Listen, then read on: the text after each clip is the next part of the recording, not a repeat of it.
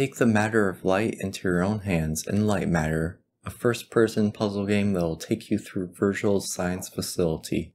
You'll be hearing Virgil's voice a lot. It's like Wheatley or GLaDOS from Portal, which I don't mind because he's voiced by David Bateson, and his voice may sound familiar to you. That's because he's Agent 47, that's right baby, we got Hitman playing as a madman scientist. So of course he's got a nice voice, but the writing that they give him isn't too good, at least in the beginning, because a lot of the jokes they have him read just fall flat, and I should know. Keep an eye out for James's cat, Lux. James wants to know that he's safe. You see, James can't function properly when he's sad. Now I presume you know how buttons work.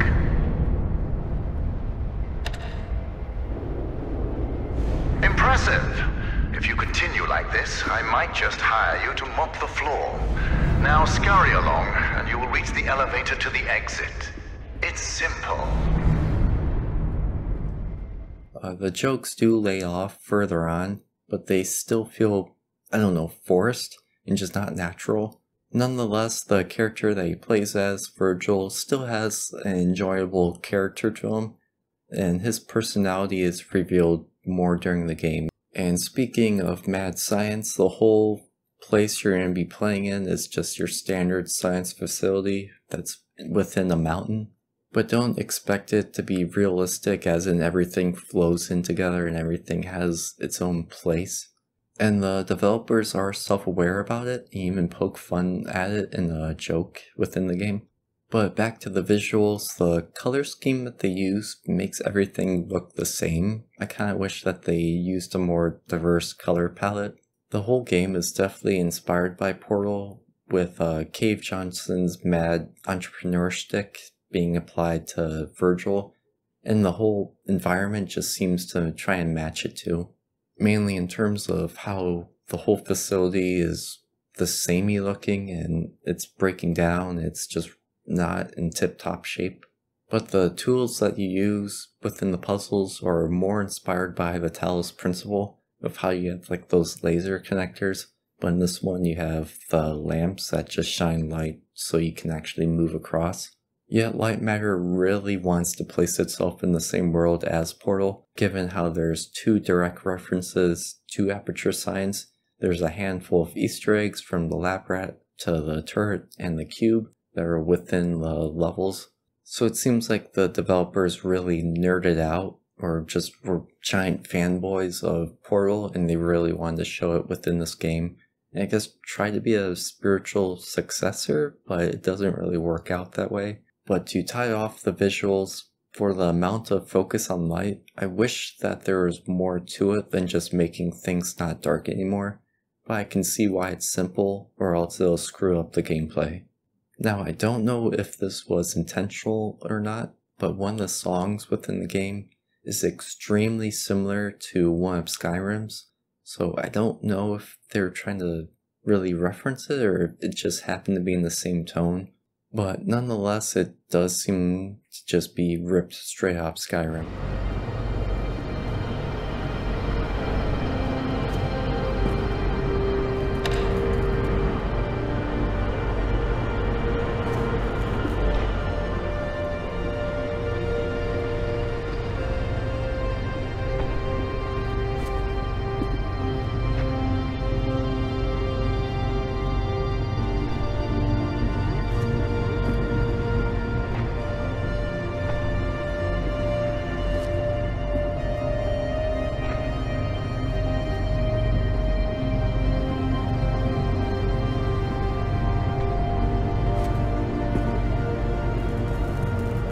But in terms of everything else in regards to sound, there's nothing noteworthy.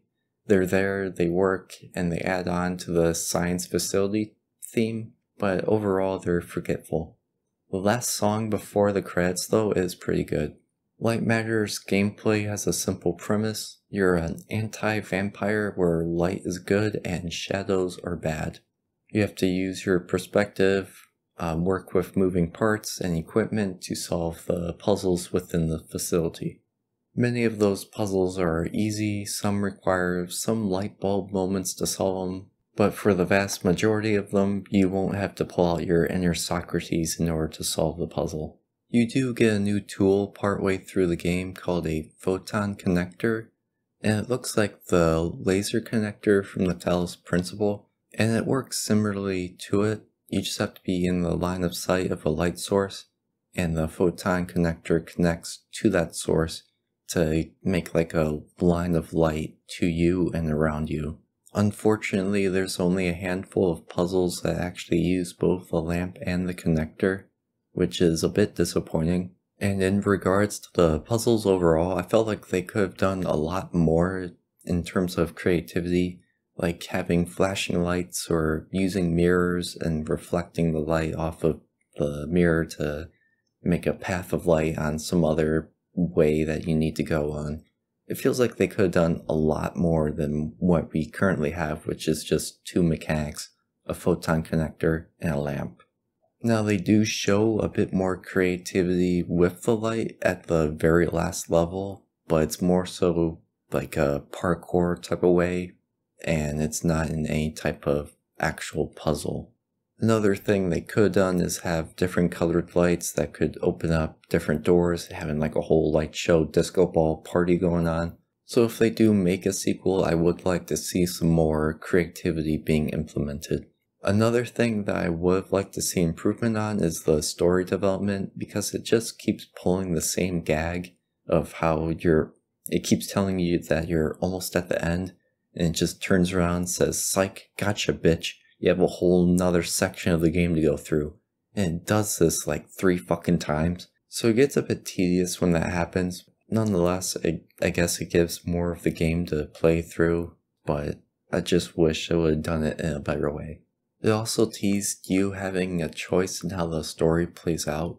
Like you feel like you have different ways to go throughout the story and pick which side you want to be on, but you don't, which is a shame and also tedious because it sounds like you do when you don't. There's even 2 endings to top it off on all of that. And to achieve the second secret ending, it's really lackluster and it's minimal effort needed to achieve it. And it's the same story too, in terms of like the same path you go on, because it's always just one path. And it's just one cutscene that separates it from the main one. And it just feels underdeveloped in a way. It would have been nice to have a different path that leads to each one of the endings. Say like right before you go into the air ducts, you could go straight forward to follow Virgil's path, or you can take a right and listen to the audio recordings and take the little secret path that would kind of reveal how things are going. I don't want to spoil it, but that could have been a perfect opportunity to do 2 paths. They may have been aiming for it, but couldn't develop it in time. Who knows? But it would be nice to have that. One last thing about the story that really bugs me, it never explained who you are and how you got there or what you're doing in the first place. And it's just a huge hole in the story that they don't patch up, and it's just irritating, especially with how you're addressed within the game, and you'll know if you play. One last thing, Lightmatter would have been better off if they broke away from Portal to have its own identity, because it feels like they just forked Portal, changed a few things, and it just doesn't escape the comparisons to Portal, which unfortunately it makes it look lesser in quality than it actually is. It's like a younger sibling trying to be like its older sibling, copying everything they do, but they just don't match the same style, so it just doesn't work. What I'm trying to say is that it just feels odd and forceful, like it's just living in Portal's shadow when it doesn't have to be.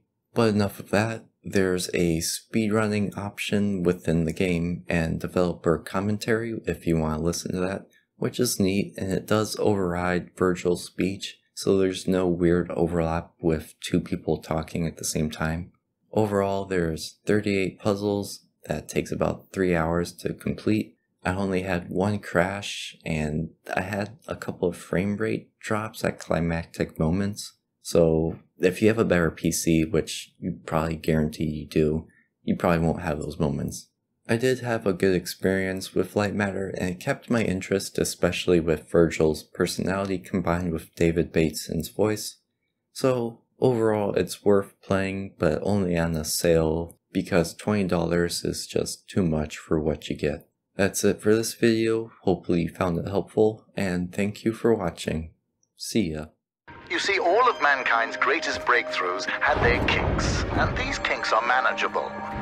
If they weren't, I wouldn't be here in the facility fixing them.